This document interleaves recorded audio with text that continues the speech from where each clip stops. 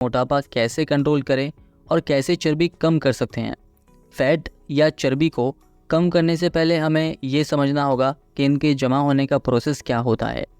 Fat और muscle में सबसे बड़ा फ़र्क ये है कि फ़ैट को किसी अंग से नाम नहीं दिया जा सकता, जबकि मसल हमारे जिस्म के अंग या पार्ट के हिसाब से होते हैं।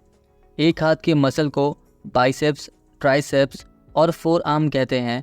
बाइसेप्स 2 मसल के मिलने से बनता है, ट्राइसेप 3 मसल्स को मिलाकर बनता है।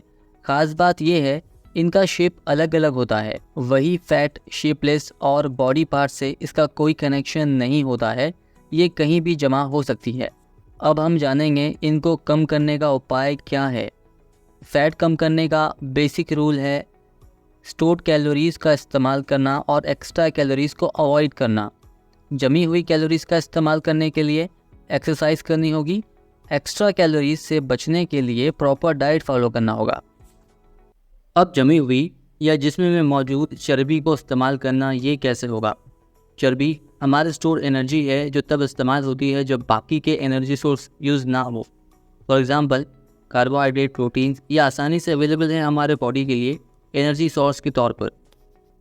सबसे पहले हमें ये जानना होगा कि हम डेली कितनी कैलोरीज यूज़ करते हैं, कितनी मेंटेनेंस कैलोरीज है और कितनी एक्स्ट्रा कैलोरीज है जिनकी वजह से वज़न बढ़ रहा होता है। अगर हम दिन भर में 3000 कैलोरीज लेते हैं और हमारी फ़िज़िकल एक्टिविटी की यूटिलाइजेशन कम है तो हमारी बॉडी BMI के हिसाब से कैलोरीज़ को कम करना होगा।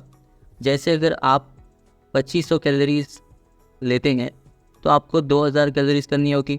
3000 कैलोरीज लेते हैं तो उसे कम करके 2500 कैलोरीज पर लाना होगा। अब ये पता कैसे करें कि हमें कितनी कैलोरीज लेनी है। इसके लिए कैलोरीज कैलकुलेटर का इस्तेमाल कर सकते हैं या अपने वज़न को केजी में काउंट करें और इसको 37.5 से मल्टीप्लाई करें। फॉर एग्ज़ाम्पल अगर आपका वेट 80 kg है तो 80 kg into 37.5 is equal to 3000। ये आप मेंटेनेंस कैलोरी ले रहे हैं। अगर आपको अपना वज़न 70 kg करना है तो आपको 70 kg को 37.5 से मल्टीप्लाई करना होगा, जिससे 2656 कैलोरीज बनती है। मतलब ये है कि आपको 3000 में से 2600 कैलोरीज लेनी है और 375 कैलोरीज कम करनी है। अब एक्स्ट्रा कैलोरीज अवॉइड कैसे करें। आसान है, हम नॉर्मल जो खाते हैं उसके अलावा और कुछ नहीं खाएं।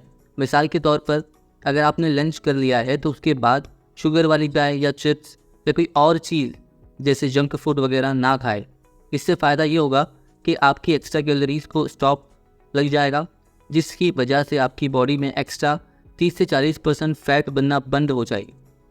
नॉर्मल एक्सरसाइज की मदद से आप वज़न को कम कर सकते हैं। अब एक्सरसाइज कैसे करें और एक्सरसाइज का मतलब क्या होता है। एक्सरसाइज का मतलब होता है एक्स्ट्रा एक्सर्शन।